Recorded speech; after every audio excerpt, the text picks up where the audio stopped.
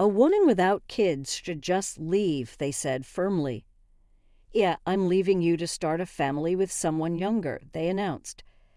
I sat there, stunned, listening to their words. My name is Susan. I'm 26, and a year ago I married Andrew, my boss. I was drawn to Andrew's competence and swept up in his advances. I quickly fell for him. Becoming a housewife was Andrew's idea, and I thought we'd have a happy life. But soon after we married, things changed. Hey, what have you been doing all day? The cleaning's not done, Andrew yelled as he came home. But I vacuumed today and the place isn't messy, I protested. Don't make excuses. You're being supported by me, so make sure I'm satisfied. Andrew's attitude towards me shifted, and he kept finding fault. I wanted sashimi today. You should know what I like. And my clothes should be ready before I get out of the bath. Useless. Before, Andrew was considerate, but now my mistakes seemed to anger him. I needed to do better. I pushed myself harder. Then 6 months after we married, my mother-in-law arrived unexpectedly. She was a single mother, and after we married, we moved close to Andrew's childhood home, in a place similar to Nebraska. Susan, could you let me stay here for a while? Mother-in-law, what happened all of a sudden? Can't a mother visit her son's house? This house was built by Andrew, so you just need to listen to what I say. Eventually, it led to us living with my mother-in-law. She doted on Andrew and seemed to despise the idea of a daughter-in-law saying, Susan, you're going to feed Andrew that. I'll throw it away, so make it again, repeatedly throwing away my cooking.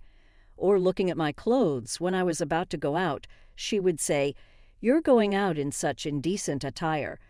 Are you still trying to attract men's attention? That's just shameful, and you don't even need to wear makeup anymore. It's Andrew's money, so don't waste it, please. I was constantly harassed and belittled, almost driving me to a nervous breakdown. No matter how much I appealed to Andrew, he would dismiss it, saying, my mom is just looking out for you. She's not saying anything wrong. Getting along with my mom is also part of a wife's duties, isn't it? And ever since his mother moved in with us, Andrew started to be stingy with the household expenses. I haven't received this month's living expenses yet. What are you bringing up money again? It's my hard-earned money, so use it wisely. He would raise his voice, so I even dipped into my savings from before I was married. Moreover, he began coming home later and later, almost daily returning drunk. I thought of divorce, but somehow believed, surely if we have a child, Andrew will return to his kind self. A year passed, and I decided to start fertility treatments. I want to undergo fertility treatment. Your mom has been pressuring us to have a kid soon. I'll use my savings for the treatment costs, so don't worry, but I want you to come with me, Andrew. All right, I understand, but just so you know, I won't contribute a single cent. You handle all the troublesome stuff. It was a long shot, but Andrew surprisingly agreed. We went to a fertility clinic for tests. A few weeks after the tests, I was called in by the doctor. The results were unexpected. Ovarian cancer. You? That's serious, Andrew said, as if it were someone else's problem, without even looking at me. I was called in by the examining doctor today and was told it looks like they'll have to remove my ovaries. Removal. So does that mean kids are out of the question? As I was about to respond, the living room door burst open and his mother stormed in shouting, a wife who can't have kids is worthless. Yeah, I'll divorce you and find a younger woman to start a family with. They declared this to me.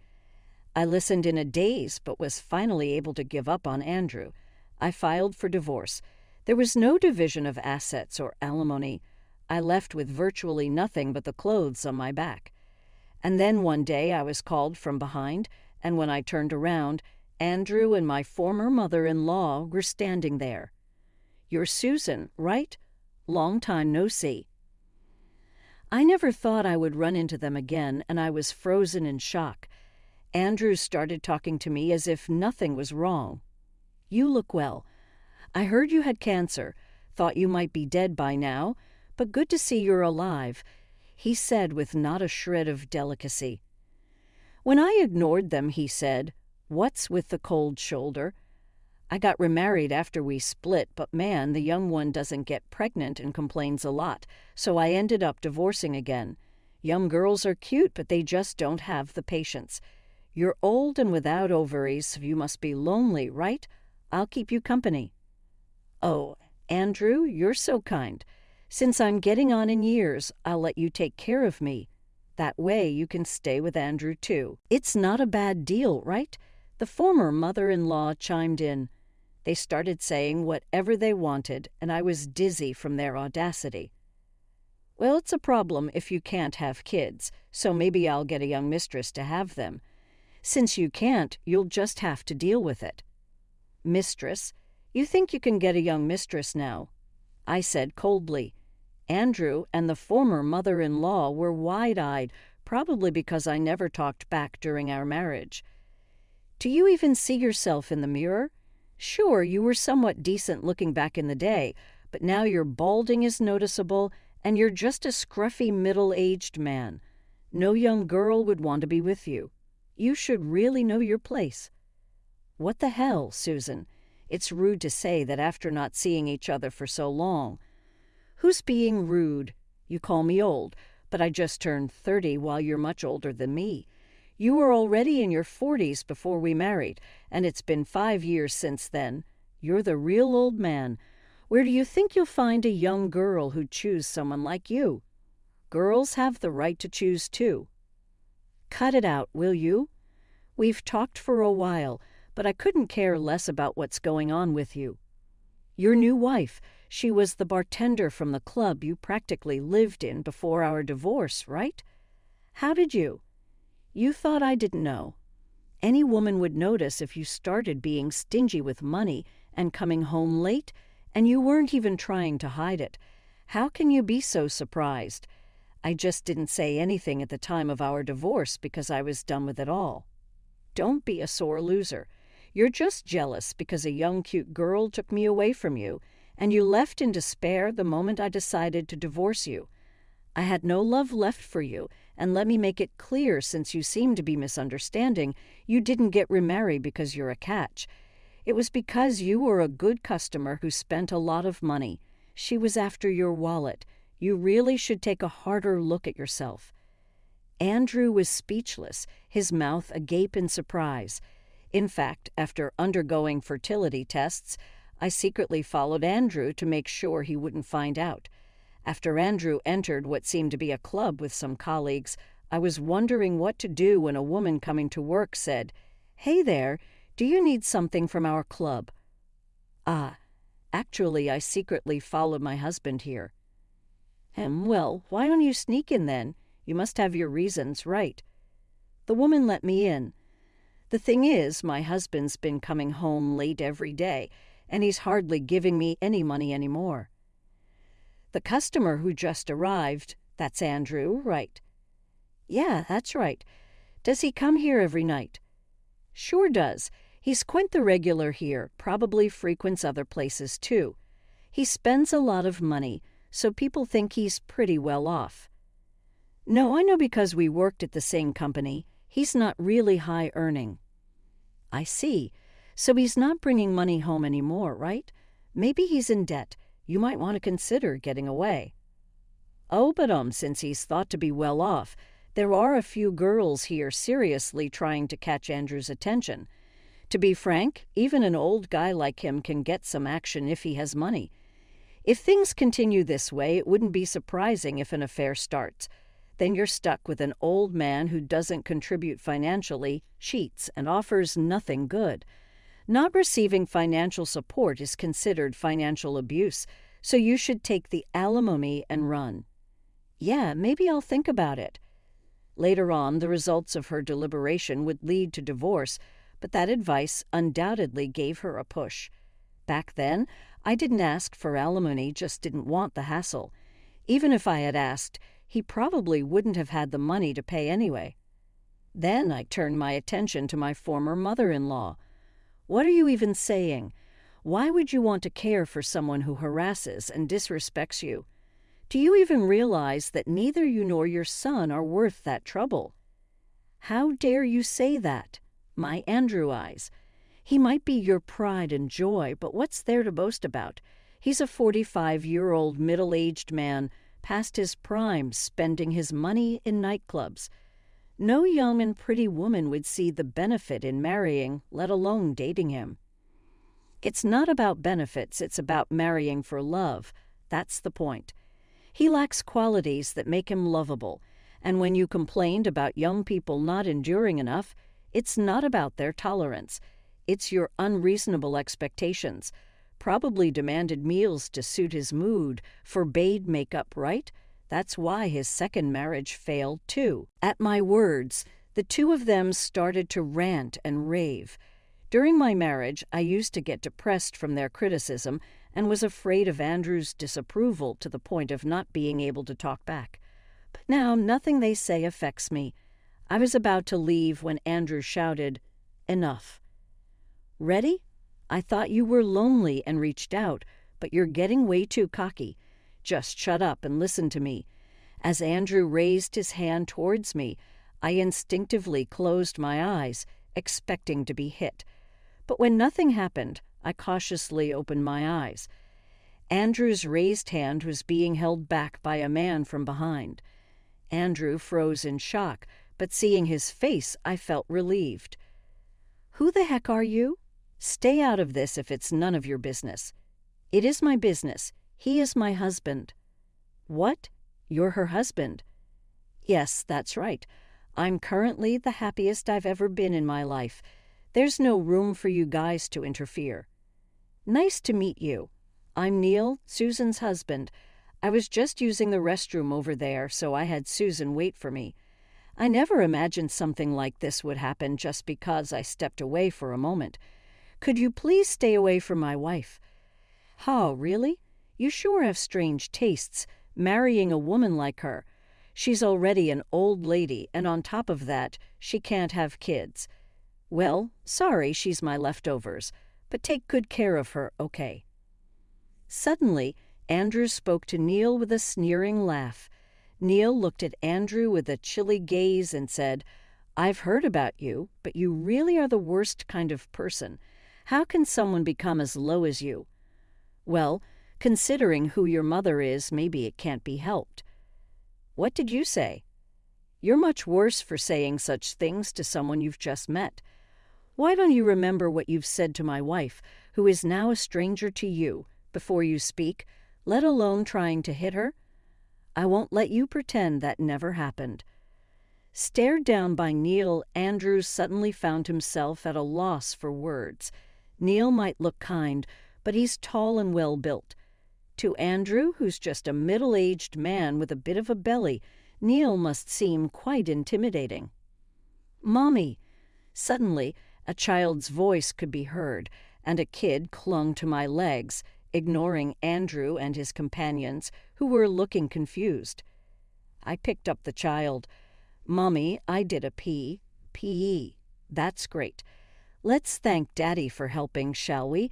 And Harry, I'm sorry, but Mommy has to talk for a bit. Can you go play in the park with Daddy first?"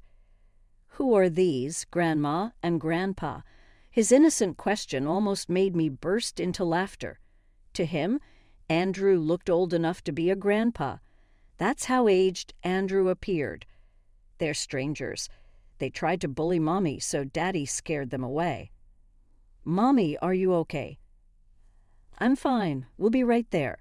Before leaving, Neil, holding Harry, said, "If you try anything with my wife, just remember we have our own ways of dealing with it." "What do you mean?" "How can you have a child when you don't even have ovaries? Is he your stepchild or adopted? Raising a child that's not your own blood. Women who can't have kids are pitiful, aren't they? Whether he's a stepchild or adopted doesn't matter, but Harry is my own child. You divorced me without listening to my explanation, remember. Seeing Andrew bewildered, I decided to explain things to him. My ovarian cancer was in its early stages, and there was no sign of metastasis, so one of my ovaries could be preserved. Of course, monitoring and treatment were necessary, but the surgery went well, and thanks to dealing with it early, I was able to get pregnant and give birth.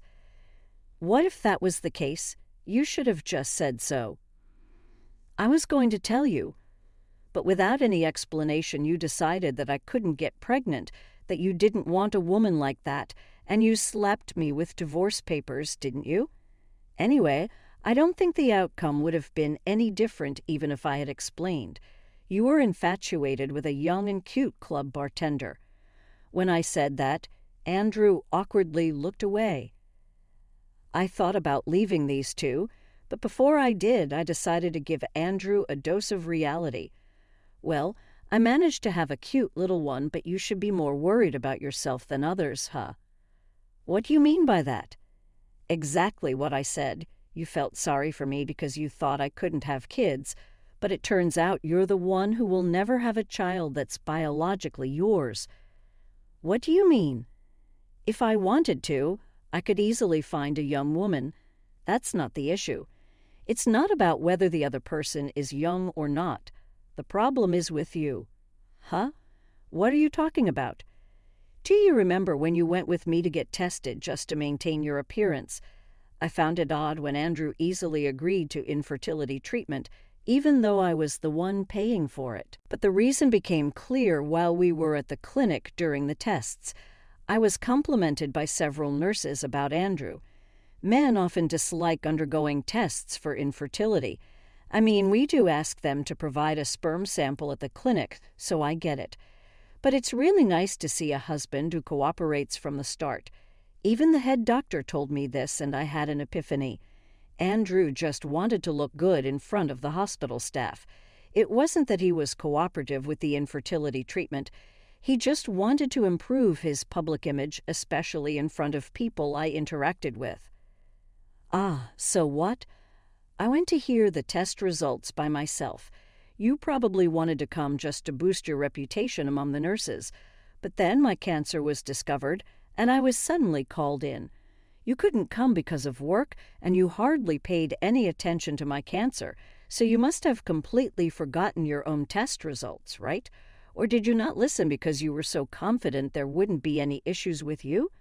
What's with the suspense? Just spit it out already. It's azoospermia. What? So, azoospermia. You've never been able to impregnate a woman from the get-go? By the way, I had ovarian cancer, but everything else was fine. That's why I could give birth to our child. Huh? That's impossible. You might hold a grudge against me, but don't make stuff up. Yeah, right, as if lying like that. What a terrible woman. As the two of them continued their noisy argument, I remembered the conversation with my doctor back then. Ovarian cancer. Me? You're joking, right? No, unfortunately, but we can't be certain until we do surgery or more tests. At this stage, it's believed to be very early. If we remove it surgically, you should be fine, with mostly just follow-up observations. We think the other ovary can be preserved, so please don't worry. Hearing the doctor's words, I was relieved. I'm glad it was caught early. Thanks to you, doctor. Thank you. I'll report this to my husband as well. Actually, besides the report for you, there was also something to report to your husband. Oh, has something been found with my husband too? No, it's not a disease, so please don't worry. It's just that we found something related to infertility concerning your husband. Does that mean my husband is infertile? Yes, probably. At this stage, there's a very high suspicion of azoospermia. Azoospermia? Does that mean my husband can't produce sperm? That's what it means, yes. Can azoospermia be treated with medication or something? Medication is almost never effective, except in very special cases. So, testing and likely surgery are the main options. However, in cases where there's an absolute inability to produce sperm from the start, surgery doesn't guarantee improvement of azoospermia. I see. So even if my ovary can be preserved, there's a chance we won't be able to conceive because of my husband's issue. That's the situation. However, azoospermia hasn't been definitively diagnosed yet. First, another test is necessary. Understood. I'll report this to my husband as well. I thanked him and left the consultation room. I intended to report everything to Andrew when I got home, but after sharing about my ovarian cancer, Andrew and my former mother-in-law declared they were leaving me, so I lost the will to tell him the rest. I won't deny there was a bit of malice in not telling him. If you think I'm lying, that's fine. But if you're worried, why don't you check it out? The doctor at the time said it wasn't definitive yet. Plus, it said that sperm quality deteriorates over time, and given your age, you might want to hurry up. Well, you're already 45, and even if you had surgery, finding someone might be tough. Maybe if you were a bit younger, there would have been someone willing to marry you even without children. But with a personality like that, and now the way you look, it's hopeless, I guess. I blurted all that out in one go, leaving the two of them dumbfounded and motionless, and was about to head to the park where Neil was waiting, but I added, also, if you try to contact us in the future, I'll consult the appropriate authorities. You know what that means, right? What do you mean, appropriate authorities? Could be the police or a lawyer, depends on the situation, but it'll definitely be bad for you too. I made sure to drive that point home, looking at the two of them still dejected and motionless. I finally headed towards Neil. A few days later, Neil shared some news about Andrew with me. Andrew was officially diagnosed with azoospermia. It's supposed to be a secret, so keep it between us. Turns out, Neil works as a nurse at a hospital affiliated with the infertility clinic I was attending. We met when I was transferred to Neil's hospital for my ovarian cancer surgery. I see. Well, it doesn't really matter to me anymore, but I guess he took it pretty hard. He was quite shocked. He came with his mother, who was yelling and making a scene. Quite a mess. It seems like the azoospermia is congenital, not something surgery can fix. I feel a bit sorry for his mother, despite her being a terrible person. Time passed, and I heard from a former colleague still working at the same company as Andrew that he had been demoted. Demoted? Did he do something at the company? It seems he had a fight with his mother at home and hit her. Was that because of the azoospermia? I'm not sure, but probably. It turned into a police matter. Lately, Andrew has been irritable at work, and once the police involvement became known, he was ostracized. His pride made it worse, creating a vicious cycle. He had to take care of his mother, who got injured during the incident. He used to be just a chubby guy, but now he's become even more unkempt and overweight. The whole situation affected his work, leading to his demotion. Shocked by the azoospermia diagnosis and then this at work, but what's more surprising is that Andrew quit his job. What? He quit because of the demotion? It seems so. Impossible for me to be demoted. I can't stay in this company. I'll leave and you'll all regret it. He shouted and left. Since then, he's gone off the radar. Wow, his pride really is something. He'll be the one regretting it. I think Andrew believed he was good at his job, and I thought so too before we got married, but it turns out he wasn't trusted with important tasks after all. Yeah, when you're young, older people always seem like they can do their jobs well, and it looks like Andrew was suspected of embezzling company money. Wow, that's a crime. Probably used it to pay off debts or something. It seems like it was hard to prosecute him for it, so they intentionally kept him away from important tasks without him noticing. According to a coworker, they made his demotion obvious this time to make him quit on his own. Well, from my point of view, that's karma for you. A few days later, a letter from Andrew somehow arrived at my house. Are you doing well? I'm not doing well at all. I was suddenly demoted at work, so I quit my job. It's outrageous to demote me after all the hard work I've put in, right? The company will surely struggle without me. But it's their own fault. Now I live with my mom. We moved to an apartment, not the house I used to live in with you. It was too big for just the two of us. My mom got injured, so I'm taking care of her. She started to show signs of dementia, possibly because she can't get out much lately.